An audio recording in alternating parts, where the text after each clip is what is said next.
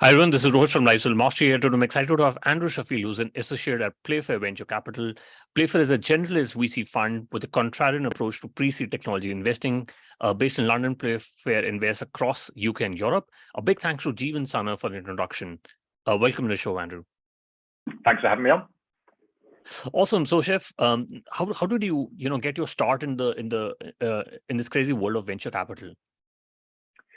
Yeah, so it definitely wasn't my destiny. I started out as a poker player in the first part of my career. So the moment I graduated university, I wanted to give it a shot. And yeah, I'd been playing through university actually to kind of fund my studies instead of getting a job. And I tried a couple of internships in banks and didn't like them a lot. And so when I graduated, decided to go full time. I did that for a couple of years. In casinos in a few different cities around the world. COVID ended up closing all the casinos in the world, and casinos are like the least COVID secure environment you can possibly imagine, with no airflow and chips and cards and stuff. So I had to give that up. I then joined a tech startup, did sales for a couple of years, joined as a really early employee and helped scale a team there. And that was a fintech, and we were actually selling and working with some venture capital funds at the time. So I learned what it was there, and I learned about startups there, and then got really lucky, applied through LinkedIn, and got very fortunate to get the job. So super interesting. When you talked about playing poker, do you see any similarities between playing pokers and startups and VCs? Lots, yes, and I think it's no surprise to me that kind of the biggest tech podcast is like kind of poker themed as well, the All In podcast, and it's no surprise that some of the best investors, or the most well-known investors, also love poker, because there's lots of similarities there. With the relationship to startups, I think like one thing you have to get really comfortable when you're playing poker professionally is failure. And so the best poker player in the world will lose that buy-in for any given tournament around 80% of the time. So you have to get really comfortable that losing is normal and failure is normal. And I think the same is true in startups. The whole reason startups win is they can afford to fail. They can try out lots of different things. And so, yeah, just being really, really comfortable when things don't work was something I learned in poker that I can, apply to the startups we look at. And then like also to venture, there's quite a lot of similarities there too. Like any given investment I make, you can do your best, but there's so much luck and skill involved in one investment, like there's just a real overlap between the two. And so being really comfortable with, I make the right decisions, I base it on data. And then after that, there's an element of luck, which is, things that you can't measure or control. And so being really comfortable with that as well is something that you have to learn to do. I see. And I was just wondering, are there any poker website which allows you to play, especially what happened during COVID, or do you think you still on the lookout for a website which will allow you to play online poker? There's loads of good online poker websites. So PokerStars, Party Poker, there's quite a lot. The problem at the moment, well, there's a couple of problems. So when you want to play, it's kind of the opposite of venture, actually. Like when you want to play poker, you want to play against you want to find the least skilled people, where in venture, you want to find the most skilled people. Online, you against like a global talent pool of very good, very studied players. Whereas if I go to the casino in London on a Friday night, the people, they're there for a good time. They're not there necessarily to win. So online is harder, but also online, there's now software which has kind of like solved poker. And so, there's quite a lot of security concerns online as well, whether or not you're actually playing against real people. So I prefer playing in casinos, looking people in the eye. That's a lot more fun for me. Yeah, super interesting. And especially with, you've been part of Playfair. What does Playfair look for in the early founding team? I know there's been, you've done a great job in content, but I was just wondering, what is the one thing that you look for in early founding teams? Yeah, so we invest right at the earliest stages. So we're a specialized pre-seed fund. What we mean by that is we want to be the first institutional investor into early stage companies across Europe and Israel. And so, often those companies haven't done a lot yet. The company might have been alive for 2, 3 months, 5 months, 6 months. They don't necessarily have lots to show. So yeah, we do look at the founding teams quite closely in our assessment of businesses. And I guess you can split it up into a couple of different buckets. I think the first thing I would say is that exceptional people do exceptional things. And so, previous demonstration of like exceptional ability in some sense. One of our founders, George Aerocloud, he used to be a professional race car driver in like the F4, which, and he's like a champion race car driver. And that is, a real trait for a founder. It just shows great determination. But I think probably more formally, we structure it into a couple of buckets. So we have like the quantitative side, which I would say is like what your founder edge is. And so that can be like a technical edge, are you using better technology, new technology versus the market you're tackling? It could be a market knowledge edge. So, does the founding team understand a market better than, the incumbents, or have they spotted something other people haven't? Or it could be an execution edge, which is, does this founding team have proof that they execute better, faster, quicker, iterate better than anybody else in the industry? And so we typically look for a blend of those, but those would be what we would look for in edges. And then there's also at Playfair, we have like something that's a little less tangible and a little more subjective, but there's like, will this person run through walls to get the job done? Being a founder is not easy, and we need to see that there's some passion, some demonstrable desire to just get things done. And then there's a couple of things around, are they thinking big enough? We need to be, and the way the VC model works, we need companies to go all the way and to go really big. We don't want founders building, medium-sized businesses. We need them to have the ambition to go large. And then probably one of the most important things is, or the final thing is, do we want to work with this person for the next 5 years? Do we want to work for this person for the next 5 years? Because that's what we're going to do. And so we have to have some subjective like desire to actually want to support and work really closely with a founder for over a 5-year time horizon. So, super interesting. And does it really matter which B school they have gone to, and if they have worked were they like a McKinsey consultant or an investment banker? Does it matter in your perspective? No, not in the assessment part. I do think, unfortunately, it is easier for many funds to do the filtering piece through this. So, most funds will do LinkedIn outreach, and part of the LinkedIn outreach searches might be, did you work at Goldman Sachs? Did you work at a high growth tech startup? It makes filtering easier, but fundamentally the answer is no. When we're speaking to a founder and assessing whether or not they would be a Playfair founder, previous logos on the CV mean nothing to us. One of the businesses that I've invested in is a company called Spotted Zebra, which puts skills as the fundamental unit of work and not previous experience or titles. Actually, it's kind of the skills someone has that are most important.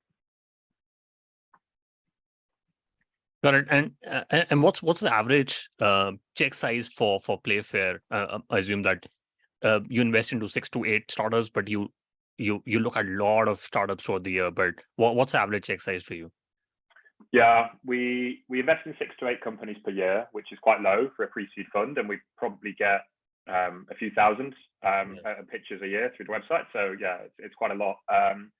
We write checks of between £100,000 and 1.5 million.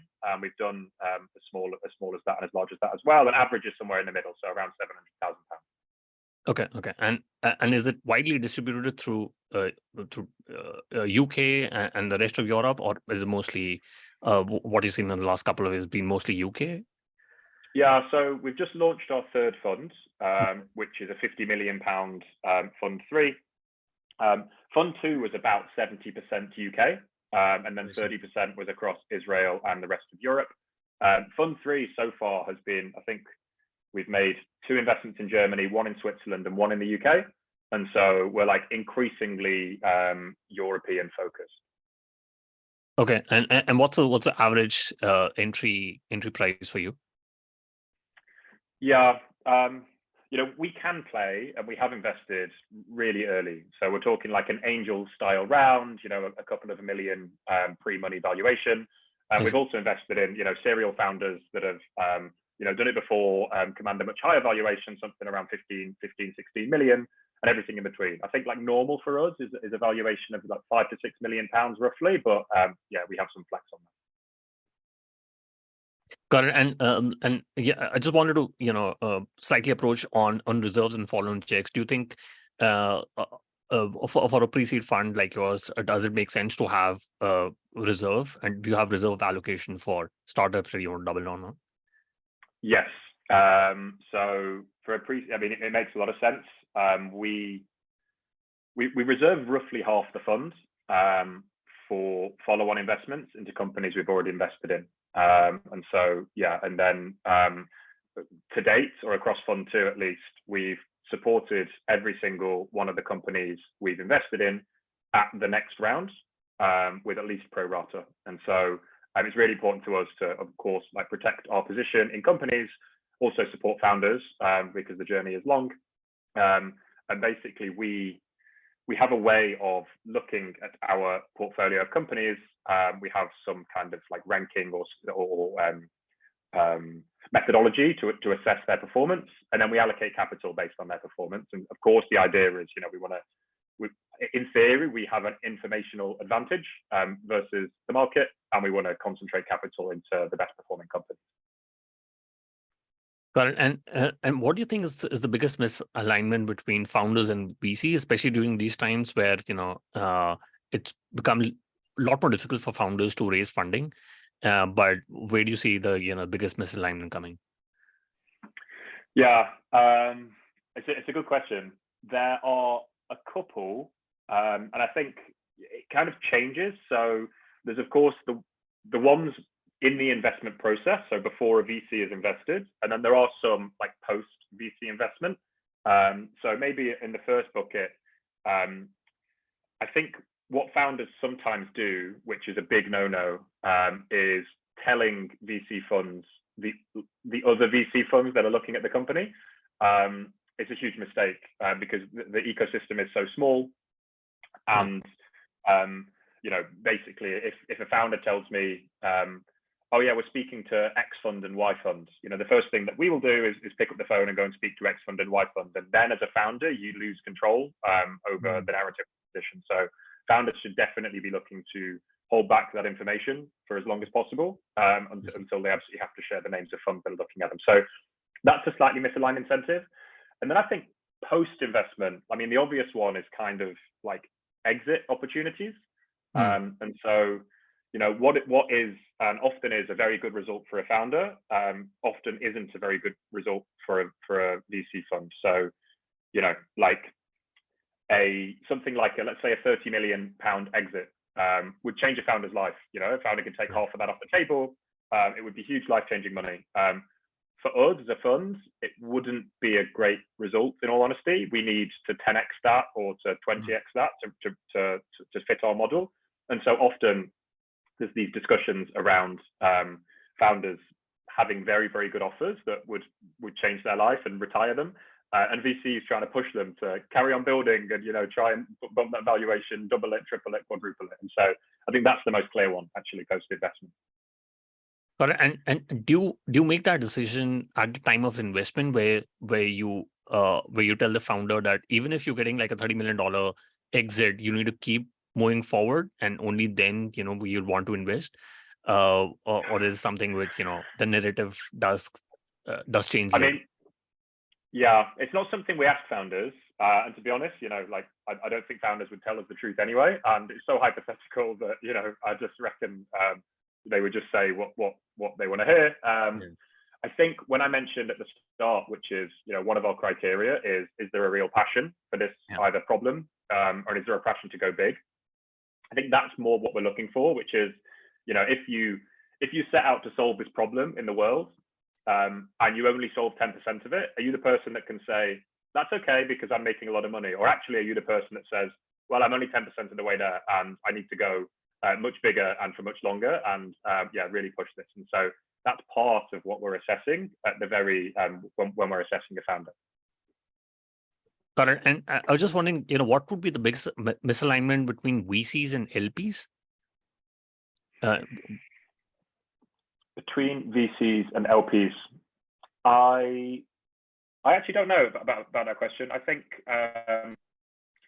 generally they are aligned. I mean, there's kind of like a deployment thing, which is VCs get the model basically encourages rapid deployment, or at least did encourage rapid deployment. And so, the quicker you could deploy a fund, the quicker you could raise your next fund, which is hopefully larger. And then you get more management fees and probably more carry on it as well. I think that was very much the 2021 mindset, where you were seeing fund cycles, like entire funds deployed across a year, 18 months, and then the next fund raised. That was great for like a partner at a fund, because they just get so much management fee. The question for the LP is, over a year and a half, are you going to find 25 great companies over a year and a half versus 4 years? And also, are you hedging against like time? And so, 2021 was like peak really high valuations for all the funds that like solely deployed across 2021 valuation. That probably wasn't, in hindsight, the best thing to do. Got it. And do you think founders are now directly going to LPs to raise funding, to raise the rounds instead of going to VCs? I think it's hard. I think not traditional LPs. I think there are some other forms of financing that founders are looking towards. And whether that's like maybe smaller family offices, if you count those as LPs, I think definitely. Also, revenue-based financing, debt. There's many other methodologies to raise funding, and I think a lot of founders are thinking about going the non-VC route, because it comes with its own set of challenges. Got it. And I was just wondering, in what way can a VC help? If the best of founders do not need a VC's help, should a VC leave them alone, or should they, still chime in and give them advice? Do you mean once they've invested, or do you mean? Once they've invested, and if they know, what they're doing, what if the founder, does not need your help and is not, taking your advice? I mean, I think it's really important for VCs to know when they are useful and when they aren't. We definitely don't know everything. We definitely don't know more about businesses than founders do. And so I think knowing when to lean in and knowing when to lean out is like one of the critical skills, and being really honest with yourself about your own skill set as a venture investor.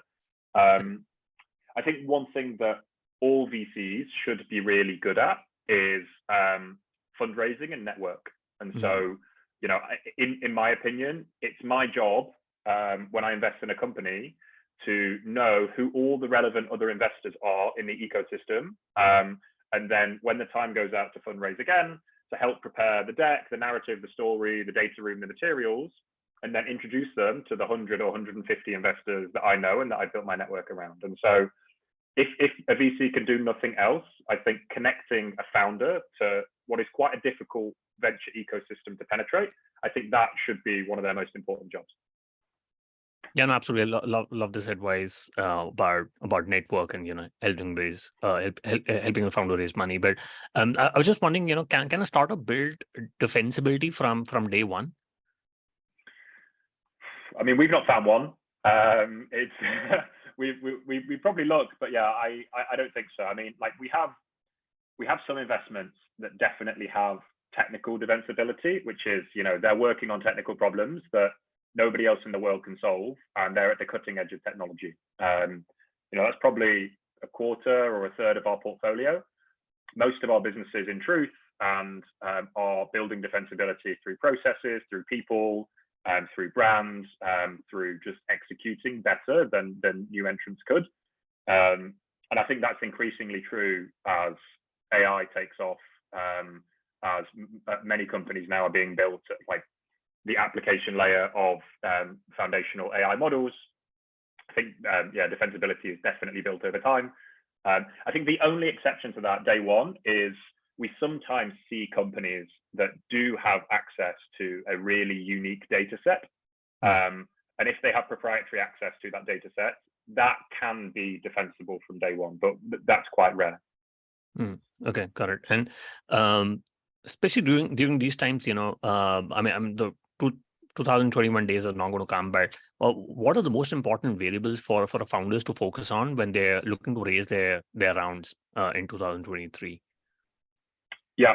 So I can speak to the pre-seed, like the really, really early rounds. Right. And I mean, it sounds simple, but like you have to make a beautiful deck. Like, your deck is the way you communicate your business to the world, and it should look good. You can pay, someone on Upwork or get a designer friend to just make it look good. Right. Investors don't spend long on decks. So I'd say that's really important. And then, nailing the story. As I say, we're so early, there often isn't a lot to show about the business in terms of numbers, traction, revenue. But having a really clear story, which is, why I am the right person to build this, why this is important, and why now is the right time. I think that story, and if that story can be compelling, it can get you a long way, especially at the pre-seed. Got it. And you talked about traction. What if they have a bit of a traction? Do you think should you show hidden? Well, what's your viewpoint on that? You cut out slightly there, Rohit. Can you repeat that? Yeah, sorry. So what I meant is, what if the company has a bit of attraction? Should they show it at the beginning of the slide, or should they, keep it hidden really at the end? What if they're a better storyteller than they have the traction in this order? Yeah, I would definitely start with the story for sure, Okay. And I would keep the traction in the middle towards the end. What normally for us, traction is validation of commercial assumptions. And so, you're telling me that this is a problem, and you're telling me that you have a solution. The fact that you've got, 15 buyers that are paying you some money for this helps me believe that. And so, that's how we view traction. We don't have any like hard numbers that we need to see to invest. We're much more flexible than that. But it helps to add data to the story, and that should be the point of traction at the earliest stages. Got it. And does signaling really make a difference when a larger fund is investing at seed, especially for founders? Should they look for a seed partner? Yeah, I mean, we're a specialist pre-seed fund, so take this advice with a pinch of salt. I think it does. I think it really matters. The reason I think that is because, I think it matters mainly for future rounds, and mainly for future rounds from like tier one investors. And so I think it can be very attractive for an early stage founder to raise from, one of the global multi-stage, very exciting, great brand name funds that, do from typically Series A onwards. It can be very, very exciting because, you want some validation and you want the name, and it's exciting. I think the problem is if you're not in the top 10% of those companies and they don't do the Series A, the Series B, it makes it harder to raise from other really good funds. So, you might still raise, but another tier one fund would say, we only want to invest in the top decile. The fund that invested at the seed clearly doesn't think this company is in the top decile, and so it's a poor signal to the market. And so it doesn't kill a company, of course not. They can still raise from other funds, but in my opinion, unless it's like up and to the right and they raise every round from that fund, it definitely makes it harder to raise future rounds. And I think the data actually shows that up. So I don't know if you saw the data that came out, I think it was this week, but funds or companies that raised from specialized seed funds had a higher conversion to Series A than funds that didn't. And so I think it was like 30% versus 20%. And so it did make a difference. Okay, got it. Super interesting. And Andrew, you've been invest for a couple of years. What has changed for you as your perspective as an investor, and where do you see the world of venture changing the most? Yeah, I mean, I joined in like the peak of 2021. It was the crypto craze. Everything was Web3. It was all everything was up and to the right, and it was fun, but it wasn't right, and yeah, I think it got a little bit heated. Many companies were raising, even like, I talk about raising a pre-seed on a story. I think companies were raising Series A and Series B rounds on a story, which probably wasn't right. And so now, like, the market has definitely changed. All of our companies are getting asked about capital efficiency metrics. So, net burn rate, net revenue retention. These have become really important for all of our companies, and it's become almost the number one criteria that future investors are looking out for, which is, how much money did you take on, how did you spend it, and what did you get out of that? Whereas previously that was just, it was just a growth mindset. And so, yeah, we've had to change a little bit. We've had to, advise our companies that we have to be really, really cautious. We have to sharpen our pencils and be much more cautious with growing responsibly. And ultimately, I think it's probably better. It's probably a more healthy environment, but it's much, much harder to raise for founders, especially at the later stages. Yeah, no, absolutely. And since your time as an investor, what's been your biggest hit and your biggest miss, and does that impact your decision making abilities? So I made an investment about a year ago now into a company I mentioned earlier called Spotted Zebra. This is probably my biggest hit so far.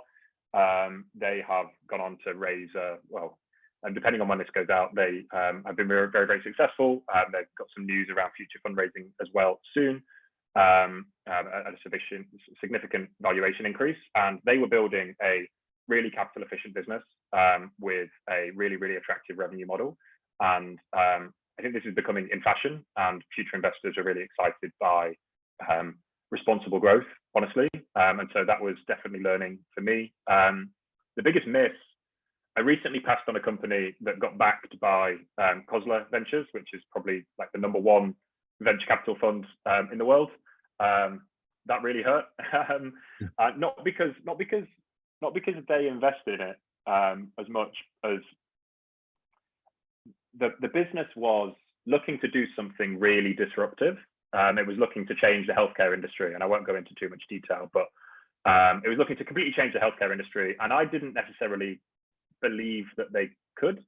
But actually, the fact that probably the world's best fund invested is probably the reason that most VCs should invest, which is we should be going for moonshot ideas. We should be going for things that make radical change, and if they fail, that's okay.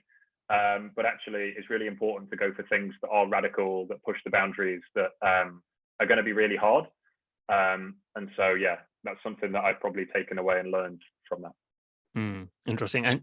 And when you got your biggest hit, does it give you the signal to keep investing into those sectors and those industries and the same type of deal again and again? Yeah, I think so. I think an easy skill for any investor is to pattern match. I think it's really, really natural. Right. What has worked for me in the past? What have I seen succeed? If I see this again, I know this works. This excites me, and so I'm having to be careful with making sure that doesn't cloud my judgment, because pattern matching isn't everything, but it definitely makes seeing certain opportunities easier if you've seen them work before. Got it. Super interesting. And Chef, I quickly want to do the top 3. What's your favorite business book? So I'm going to cheat a little bit here. I'm going to say 2. So one, I guess official business book is Principles by Ray Dalio. Yeah, I think he just has obviously built one of the best companies of our generation and just has some incredible business insights. I think for fun, and it's not really a business book, but Kitchen Confidential by Anthony Bourdain. It's like his memoir around how he turned kitchens around, like failing restaurant businesses, and how he fixed them. It's one of the most interesting reads from one of the most interesting humans, which is definitely worth a read as well. We'll put that in the show notes. And if you could go back in time when you started working at Playfair Venture Capital, what is the one thing you would have focused on or done anything differently? Yeah, I think I would have, and I think it's what I'm doing now, and I wish I did it earlier, which is I'm realizing that the energy transition is like the biggest problem that the human race faces. And moving towards sustainable energy is the #1 priority to save this planet. And when we're talking about moonshot ideas or things that really make a difference, that's what I want to be spending my time in and what I want to be looking at. And so I'm starting to research a lot more around electrification, different types of fuels, how to electrify the grid. I wish I'd done that earlier, because I think I would have found more opportunities earlier. But yeah, that's something I would love to deep dive on earlier. Correct. And what's your favorite online tools? Example: Gmail, Slack, Zoom. Can I say Zapier? Is Zapier okay? Yeah. Okay. Yeah, I love Zapier. It connects so many things. I think if you know how to use it, you can connect and sync so many different tools and save yourself loads of time. And so yeah, I'd say Zapier. Sure. Well, we'll put that in the show notes. And and Jeff, you talked about a female founder event, and what's the best way people can reach out to you and know more about the events, and how can they reach out to Playfair if they want to look for investments? Yeah. So Playfair run a female founder office hours event for any female founders raising for a tech company at the early stage that are based in Europe. And so the whole purpose of this event is to break down barriers to allow female founded companies more access to investors. Typically, companies meet with 4 or 5 investors across every edition. And the whole point is mentoring and advice. You can sign up through our website. We run the event twice a year. The next one will be in November. And so, yeah, please do link that in the show notes as well. Sure, no, absolutely. I'll put that in the show notes. Sure. Thank you so much for taking our time and speaking to us. I really enjoyed my conversation with you. Thank you so much, Rohit.